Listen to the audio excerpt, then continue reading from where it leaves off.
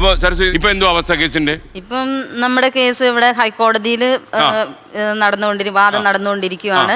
അപ്പൊ അതിപ്പോ ഹൈക്കോടതിയിൽ നടക്കുന്ന വിഷയമായതുകൊണ്ട് കൂടുതലൊന്നും കേസ് ഫൈറ്റ് ചെയ്യുന്നുണ്ടോ നിങ്ങള്?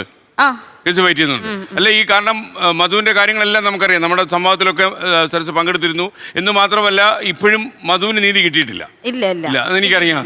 കാരണം ഒരാൾക്കൂട്ടം വിശക്കുന്ന ഒരു മനുഷ്യരോട് കാണിച്ച ഏറ്റവും വലിയ ക്രൂരതയുടെ തെളിവാണ് അട്ടപ്പാടിയിലെ മധുവിന്റെ അനുഭവം. അപ്പോൾ അത് ആ കേസിൽ അവരെല്ലാം നിരപരാധികളാണെന്ന് കോടതി പറഞ്ഞു. എന്തായിരുന്നു കോടതി പറഞ്ഞത്? അങ്ങാണല്ലോ എന്റെ ആക്ഷൻ കൗൺസിൽ ചെയർമാൻ. അതായത് മണ്ണാർക്കാട് കോടതി 16 പ്രതികൾ 13 പേരെ 7 വർഷം ശിക്ഷിച്ചു. ശിക്ഷിക്കപ്പെട്ട ആളുകളെ സംബന്ധിച്ച് പരോൾ അവരുടെ റൈറ്റാണ്. പരോൾ റൈറ്റാ. അപ്പോൾ അതിനകത്ത് ഒരാൾക്കും പറ്റാണ്ട് 1-ാം പ്രതിക്ക് മാത്രമാണ് പരോൾ കിട്ടിയുള്ളൂ. പോയിട്ട് 13 പേരും താനൂർ സബ് ജയിലിലുണ്ട്. ഇപ്പം നിലവിൽ മറ്റേ പറയുന്ന ഹൈക്കോടതിയിൽ അതിന്റെ അപ്പീൽ ഹിയറിംഗ് നടക്കുകയാണ്. അവിടെ വിധി വന്നിട്ടില്ല. ഇല്ല, ഹിയറിംഗ് നടന്നുകൊണ്ടിരിക്കുകയാണ്. ഇനി അത് ജഡ്ജ്മെന്റ് വരാനുണ്ട്. അപ്പൊ ഈ കേസിൽ ആരെയും ഈ 3 പേരെ ഒഴികെ ബാക്കി 13 പേരും വെറുതെ വിട്ടിട്ടില്ല. 13 പേരും ശിക്ഷിക്കപ്പെട്ടു കഴിഞ്ഞു. സ്വാഭാവികമായിട്ടും അവർ നിരപരാധി എന്നുള്ള രീതിയിൽ അപ്പീൽ പോയിക്കുന്നു. ഈ 3 പേര് ശിക്ഷിക്കണം ആവശ്യപ്പെട്ട് നമ്മളും പോയിക്കുന്നു. ഈ ആൾക്കൂട്ടം തല്ലിക്കൊന്ന ഒരാളാണല്ലോ തന്റെ സഹോദരൻ. അപ്പൊ ഇതിനകത്ത് ഈ സദാചാരം പറയുന്ന പല ആളുകളും ഒരു ആൾക്കൂട്ടമായി മാറാറുണ്ട്.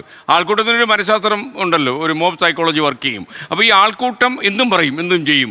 ഒരു മനുഷ്യനെ അനുവദിച്ചുള്ള മൗലികാവകാശമാണ് അവൻ്റെ സ്വാതന്ത്ര്യം, വ്യക്തി സ്വാതന്ത്ര്യം എന്ന് പറയുന്നത്. അത് അവരൊട്ടും ബഹുമാനിക്കുന്നില്ല. എനിക്ക് നമ്മുടെ സമൂഹം ഒരു മനുഷ്യൻ, ഒരു സാധാരണക്കാരനായ ഒരു മനുഷ്യൻ ഒരു റോഡിൽ കൂടെ പോലും നടക്കാൻ പറ്റാത്ത ഒരു അവസ്ഥയാണ് ഇപ്പം വരാൻ പോണത്. ഇപ്പോൾ അതുപോലെ സമാനമായിട്ട് ഒരുപാട് കേസുകൾ ഇപ്പം നടന്നിട്ടുണ്ട്.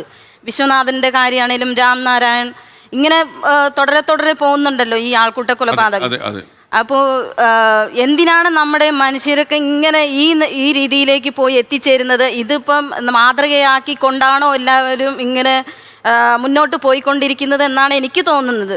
ലോകത്തെവിടെയായാലും ഏത് സമയത്തും 24 വാർത്തകളും ഓഗ്മെന്റഡ് റിയാലിറ്റി പാക്കേജുകളും എക്സ്പ്ലെയിനറുകളും വിശദമായി കാണാൻ ഞങ്ങളുടെ യൂട്യൂബ് ചാനൽ നിങ്ങൾക്ക് സബ്സ്ക്രൈബ് ചെയ്യാം.